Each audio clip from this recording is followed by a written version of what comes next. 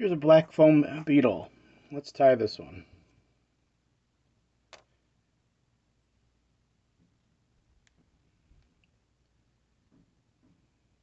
Get that hook in the vise. Start off with some black thread.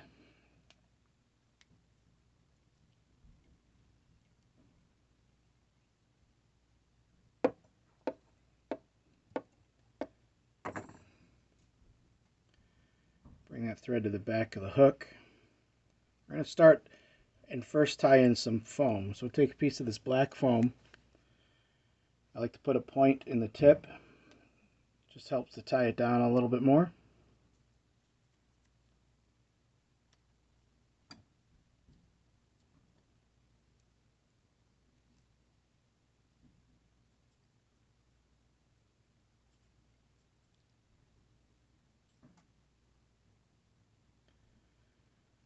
With that in place, now we're going to come back here and tie in the dubbing underbody.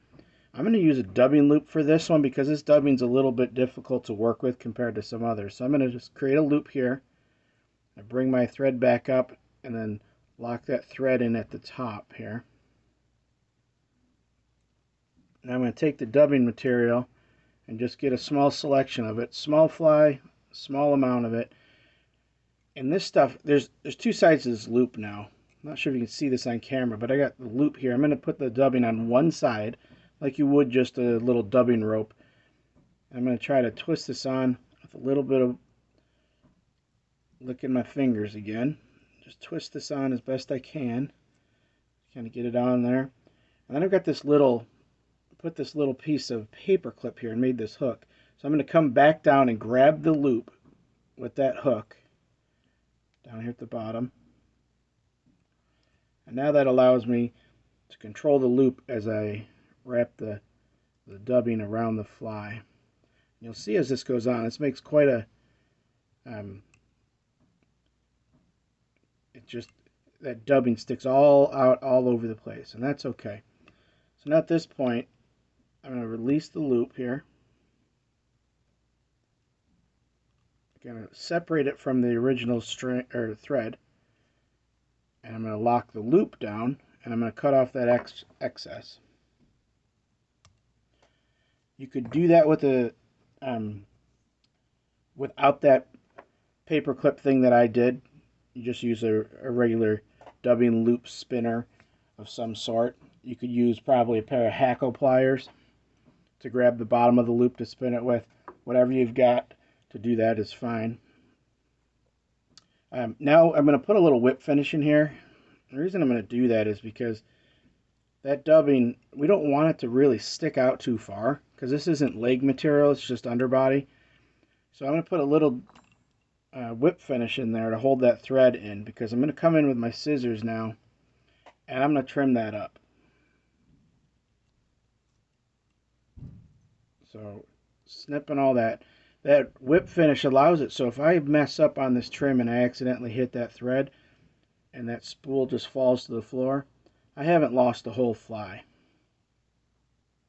or at least the whole dubbing loop here. So I'm just going to come in and cut that. Now you're going to still have a bunch of smaller pieces under there, and that's fine, but you still got the shine in the underbody from that dubbing. Okay, with that in place, now we're going to bring the top of this, actually let's put in the legs. Take this black hair, tie this in from the underside here.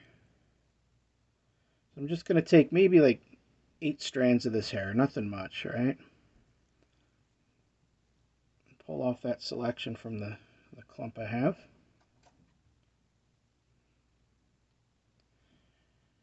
Sometimes with hair you don't want to trim up the ends. In this case, I'm going to trim up the ends that I'm using. I'm going to do that before I put it on the hook too. You can always trim it again once it's on the hook. It might even be easier because the length of it, you can hold it better, especially on this tiny hook. So we're going to come in here. I'm just going to hold it underneath. I'm going to do one wrap around the hair like I did another fly. Get that right down on the hook and then put a second wrap. Hang And let's do that again. Trim up so you can see my I didn't hold it well enough and I had to pull it out, so those ends didn't match up again.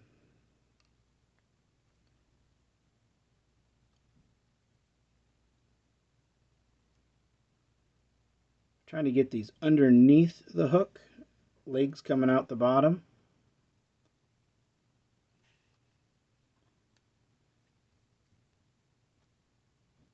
Let's try from the top here. Split them over the side.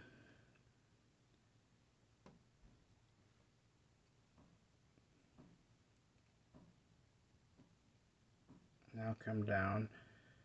I'll just make sure they're coming off the bottom there.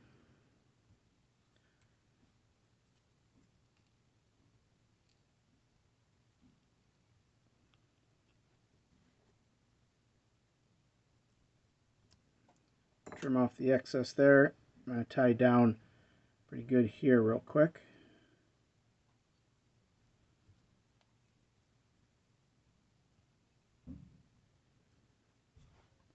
Now if we come back in, we can trim the length of these. These are just going to be tiny little beetle legs coming off the side. Longer than that dubbing that we left on.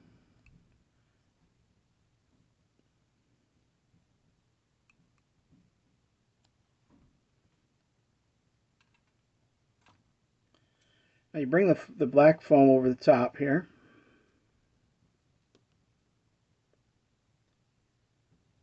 We're going to trap it down with a couple of wraps. There's 2, tightening up a little bit as I go, and there's 3. And now we're going to bring in this orange yarn and create just a little bit of orange on the top. It's a great little contrasting color, so if you're fishing you can see the fly.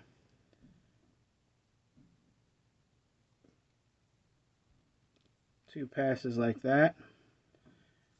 I come in front of the hook real quick. I'm going to whip finish it here.